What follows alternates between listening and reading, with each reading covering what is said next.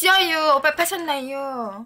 시방 타임 8시 7분이네요. 들어갖고 오징어 구워갖고 자르고 이제 처음 칼라고요. 오빠 파셨나요? 지금 저녁 되시고요. 추석을 하나만 읽을게요.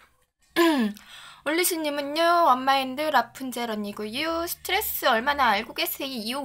꼭 읽고 가셔요. 스트레스의 원인에 대한 짤막한 이야기. 첫 번째, 우리나라 성인 남녀에게 가장 익숙한 외래어 가운데 하나가 스트레스입니다. 다른 말로 바꾸기도 어려운 이 스트레스는 단지 일시적인 압박에서 오는 정신적 피로감이 아니라 우리 일상에서 현대인이 당연히 달고 살아야 하는 하나의 질환이 되어버렸답니다. 이제 직장인 스트레스는 우리 삶의 행복을 저해하는 요인이 되어버렸다고 할 수 있는 것이죠. 직장인 스트레스와 건강관리 적신호 글보기, 직장인 스트레스, 위험 수위, 도달한 직장인 스트레스, 직장 그만두고 싶다 91.4%, 글보기. 문제는 이 스트레스를 대부분의 직장인들이 스트레칭과 같은 일시적인 처방에 의존하면서 어쩔 수 없는 신체적, 정신적 상황으로 받아들이고 방치하는데 그 심각함이 있다고 할 수 있습니다. 지금 이 글을 읽고 있는 여러분은 이 스트레스를 어떻게 생각하고 대처하면서 생활하고 있습니까? 사실 우리는 주변에서 그리고 우리 자신에게서 스트레스로 인해 발생하는 여러 형태의 질병이나 고통을 쉽게 목격하거나 또는 경험하면서 현재를 살고 있습니다. 겁내기네요. 사람에 따라서는 이 질환이나 고통이 스트레스에서 기인한 것이란 점을 인지하고 대처하는 경우도 있지만 대부분의 사람들이 일시적인 현상으로 생각하고 견디면서 혹은 잠깐의 피곤함을 해소하기 위한 임시방편으로 대처하면서 넘어가려는데 그 문제의 심각성이 있답니다. 불행히도 스트레스 또 타령되려고 해요. 불행히도 스트레스는 이런 인내나 임시방편으로는 해소할 수 없는 심리적, 신체적 반응으로 이를 제대로 알고 대처하기 위해서는 그 원인을 이해하고 스트레스를 관리하기 위한 노력을 기울여야 한답니다. 스트레스란 단어를 사전에서 찾아보면 적응하기 어려운 환경에 처할 때 느끼는 심리적, 신체적 긴장 상태로 장기적으로 지속될 경우 심장병, 위궤양, 고혈압 따위의 신체적 질환을 일으키기도 하고 불면증, 신경증, 우울증 따위의 심리적 부적응을 나타내기도 한다고 말하고 있습니다. 외부 환경의 압박이 높아지게 되면 육체적, 정신적인 긴장 상태를 가져오고 이로 인해 질병을 가져오게 된다는 것이죠. 이 스트레스를 의학에 적용시켜 겁내기네요.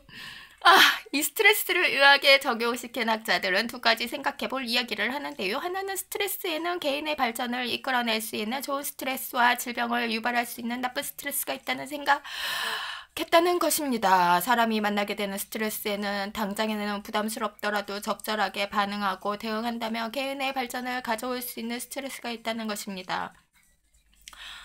물론 다른 하나인 나쁜 스트레스는 불안이나 우울을 유발하는 스트레스랍니다. 이는 스트레스를 관리하는 데 있어서 중요한 시사점을 던져줍니다. 우리가 스트레스에 직면했을 때 어떻게 수용하느냐에 따라서 부정적으로 받아들이게 된다면 질병을 유발하게 되지만 긍정적으로 받아들이게 된다면 개인을 발전시키는 계기가 된다는 것이죠. 다른 하나는 스트레스란 용어에 대한 쓰임의 혼동입니다. 스트레스라는 단어는 그 쓰이는 맥락에 따라 원인이 되기도 하고 반응이 되기도 한다는 것입니다. 가령 누군가 스트레스의 연속이라 이해라고 힘들어한다면 그것은 스트레스의 원인이 아니라 반응이자 상태, 즉 증상입니다. 반면에 누가 나에게 스트레스를 주고 있는 것은 스트레스의 요인입니다. 이 또한 스트레스 관리에 있어서 중요한 점을 이야기합니다. 우리가 일상에서 하는 스트레스에 대한 대처는 대체로 스트레스 반응에 대한 대처입니다. 스트레칭을 한다거나 수면을 취한다거나 하는 것이 바로 그것입니다. 물론 이러한 대처가 잘못되는 것이 아니라 그 요인을 제대로 인지하고 그 요인에 대한 대응이 필요하기 때문입니다.